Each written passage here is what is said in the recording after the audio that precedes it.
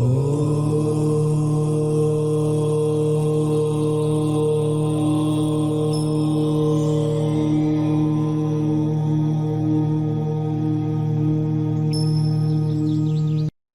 शांति। भोले बाबा, शिव बाबा, मीठे बाबा, प्यारे बाबा, परम पिता, परम शिक्षक, परम सद्गुरु, ज्ञान के सागर, गुणों के सिंधु, सर्वशक्तिमान, जिनकी महिमा है अपरंपार,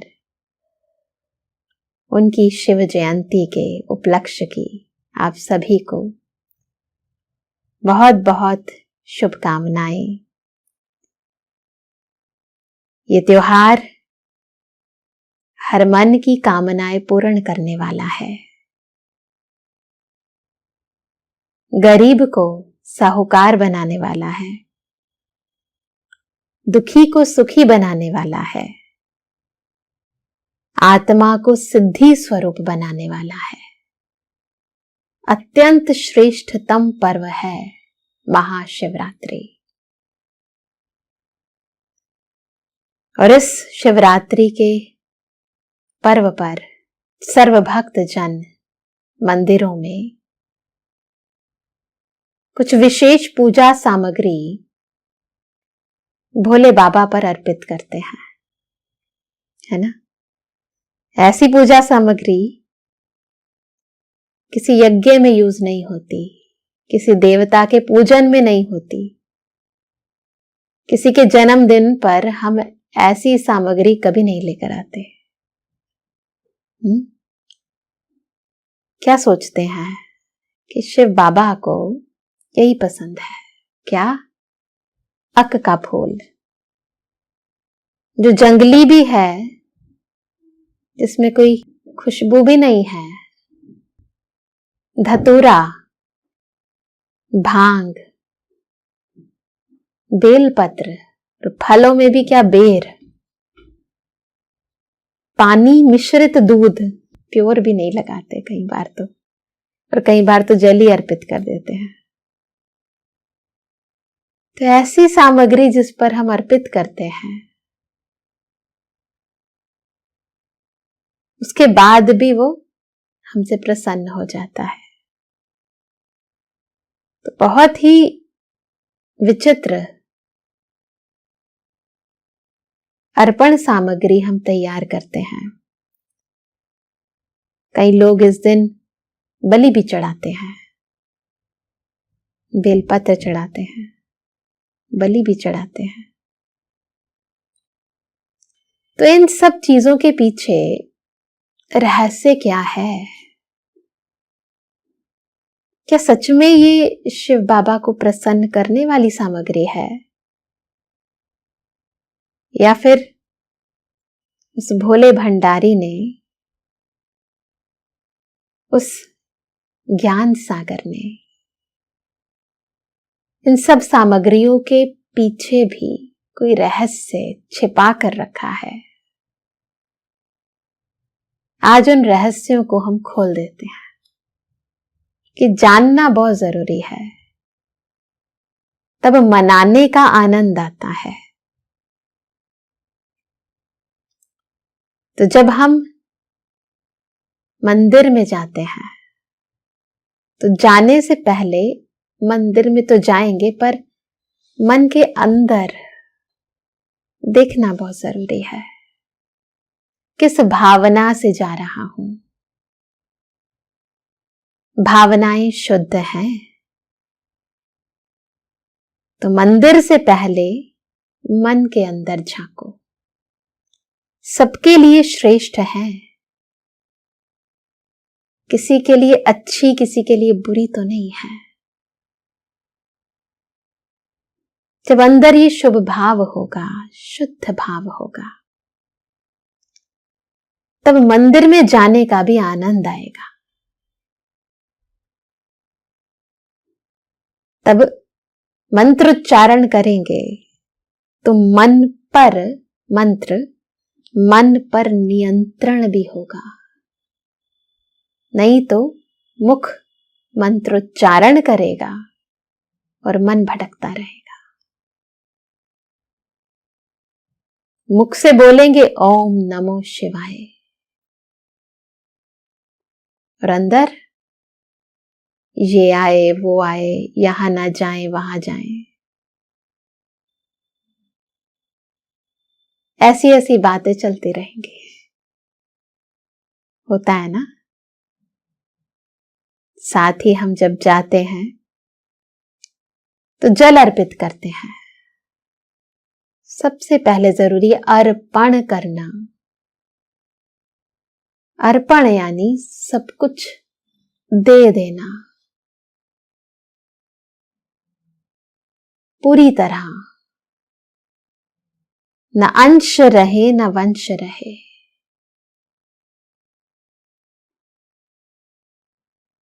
तो अंतर का शुद्धिकरण करना,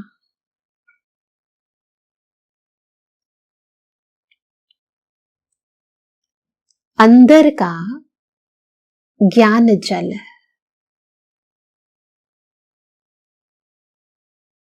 अर्पित कर देना, शुद्ध भावनाएं अर्पित कर देना।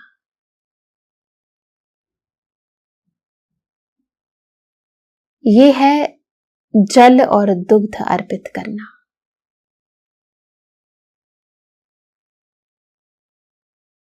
लोग बलि चढ़ाते हैं।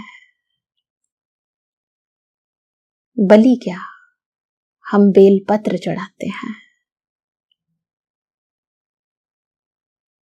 क्या चढ़ाना है, कौन सा बलिदान देना है? वो बकरे की बलि चढ़ाते हैं, हम वो जो बकरा मैं करता है ना, उसकी बलि चढ़ाते हैं। शिव बाबा, भोला बाबा सदा राजी है। कोई कार्य रुक नहीं सकता। आत्मा कभी भी हार खा नहीं सकती। सफलता निश्चित है, क्योंकि खुद पर और अपने भोले बाबा पर हमें संपूर्ण निश्चय है। तो निश्चय बुद्धि विजयंती हो जाते हैं। तो इस बार महाशिवरात्रि पर स्थूल रूप में ही अर्पित मत करना चीजें, परंतु इन सूक्ष्म गहरी विकृत भावनाओं को भी अर्पित कर देना। करेंगे? वो तो छोटे छोटे बेर लाके रख देते हैं, अंदर का वैर नहीं अर्पित करते। तो अंदर की वैर भावनाएं अर्पित करनी है, केवल बेर नहीं, बैर भी अर्पित करना है। कर सकते हैं ना? ये शिव बाबा को, भोले बाबा को प्रिय है, क्योंकि वो जानते हैं कि ऐसा करने से ही सब बच्चों का कल्याण हो सकता है।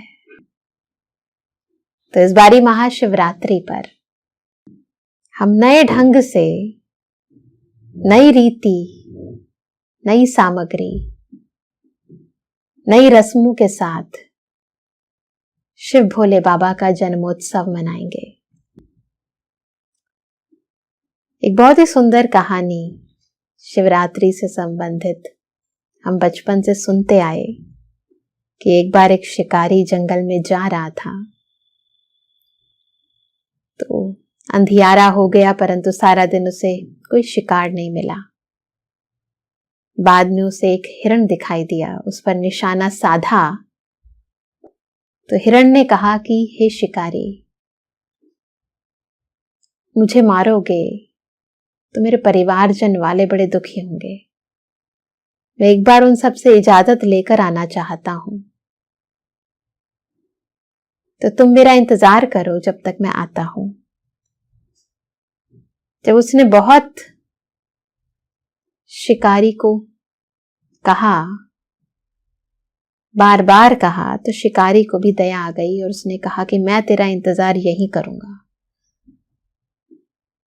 तो शिकारी एक पेड़ पर जाकर बैठ गया, विश्राम करने लगा। बाद में जब हिरण अपने परिवारजनों से मिलने गया तो उसका सारा परिवार उसके साथ आ गया कि यदि आप मरोगे तो हम आपके साथ मरेंगे। परंतु उसके इंतजार में रात्रि भर उस शिकारी जिस पेड़ के ऊपर विश्राम कर रहा था उसके नीचे एक बहुत ही सुंदर छोटा सा शिवलिंग था। उसे पता नहीं चला और रात भर शिकारी के विश्राम करने से उस शिवलिंग पर पत्ते धीरे धीरे गिरने लगे। वर्षा ऋतु थी तो पेड़ों से रिस रिस कर पानी भी गिरने लगा। जाने अनजाने शिकारी ने शिव की आराधना पूजा कर दी और उस अनजाने में करी गई पूजा के फल स्वरूप शिव भोले बाबा प्रसन्न हो गए और उन्होंने शिकारी को कहा कि बोल क्या मांगता है।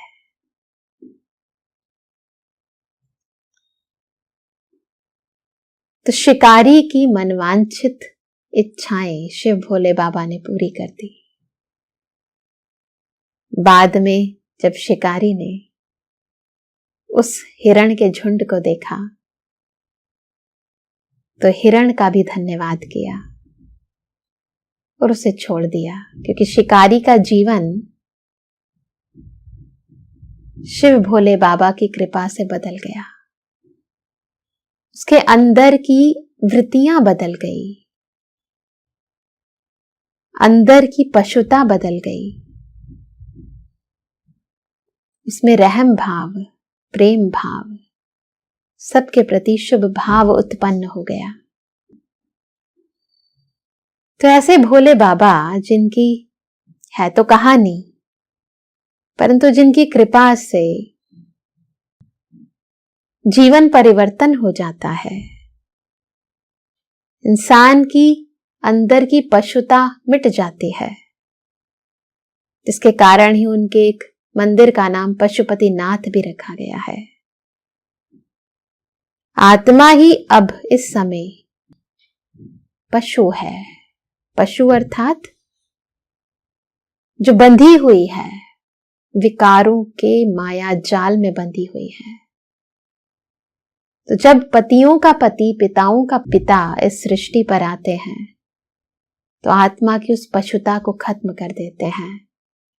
आत्मा को जंगल के कांटे से फूल बना देते हैं, इसीलिए उनके एक मंदिर का नाम बबुलनाथ भी है। तो शिव बाबा, जिन्हें भक्ति मार्ग में खिवैया भी कहते हैं, गाइड भी कहते हैं ना, नैया मेरी पार लगाओ हे खिवैया,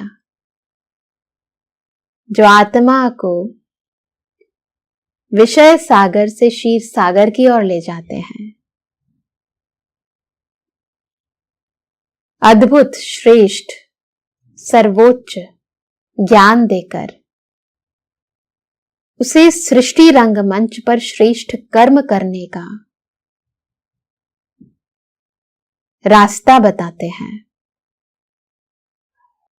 शिवरात्रि के बारे में कहा जाता है कि इस दिन परमात्मा शिव ने हलाहल पान किया था, यानी समुद्र मंथन के दौरान जो विष निकला उसे परमात्मा शिव ने धारण किया।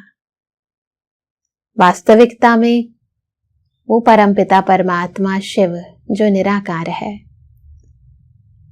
उनका कंठ नीला होना तो संभव नहीं है, परंतु हां, जो विषय विकार हम सच्चे दिल से परमात्मा को अर्पित करते हैं, जो अंदर के दुख दर्द, पश्चाताप, अंदर की द्वेष भावनाएं, दुखदायी वृत्तियां, अक धतूरा बेलपत्र के रूप में हम भोले बाबा को अर्पित करते हैं। वो परमात्मा उसको अपने भीतर धारण कर लेते हैं। ऐसा नहीं कि उसे धारण करने के बाद वो अशुद्ध हो जाते हैं। जैसे मैथमेटिक्स में होता है कि 0 को किसी से भी मल्टीप्लाई करो तो 0 हो जाता है।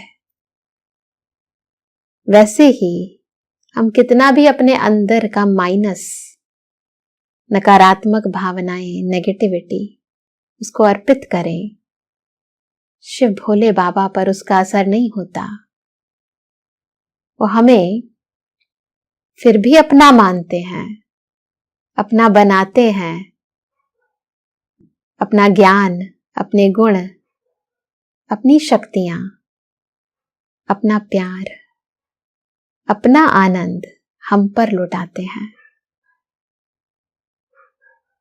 तो ऐसे भोले बाबा की सच्ची शिवरात्रि, सच्चे अर्थ में हम सबको मनाना चाहिए। जो हमसे दुख लेकर हमें सुख देते हैं, जो हमारे अंदर की निंदा स्वीकार करके हमें स्तुति योग्य बनाते हैं। तो चलिए कुछ पलों के लिए शिव भोले भंडारी को याद करें, उन पर अपने अंदर के अक धतूरे को चढ़ा दें और खुद पावन हो जाएं। बैठते हैं उस पवित्रता के सूर्य के सानिध्य में। महसूस करें स्वयं को भ्रुकुटी के मध्य अपने सत्य स्वरूप में।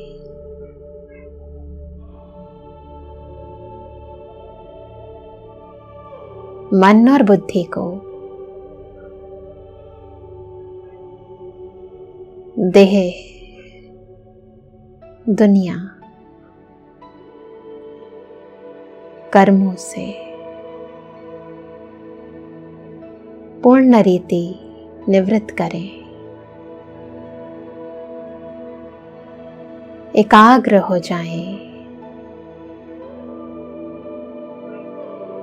देखें खुद को,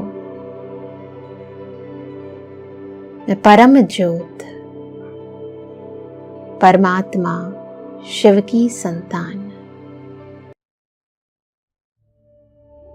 ज्योति बिंदु आत्मा हूं। आज सच्चे अर्थों में मैं भोले बाबा पर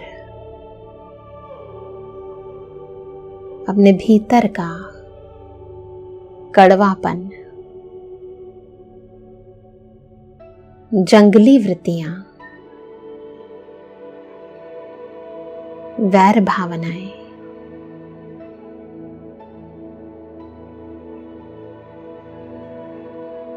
अंदर का विष